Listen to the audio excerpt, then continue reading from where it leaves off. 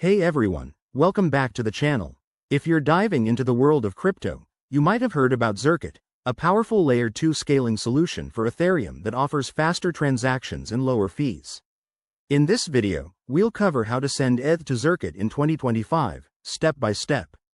Whether you're a beginner looking to optimize your crypto holdings or an experienced user exploring new networks, this guide will make it simple and straightforward.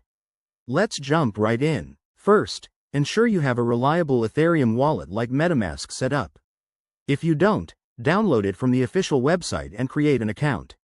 This is your gateway to managing ETH securely. Once you're logged in, make sure you're connected to the Ethereum mainnet.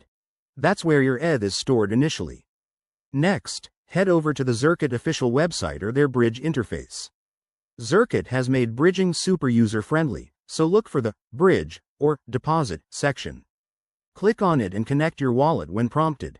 You'll need to sign a message to authorize the connection. It's quick and secure. Now, for the main step. Enter the amount of ETH you want to send. Always double-check the details to avoid mistakes. Zircuit uses a bridging mechanism, so your ETH will be locked on Ethereum and equivalent tokens will appear on Zircuit. Review the gas fees. They can vary, so choose a good time for lower costs.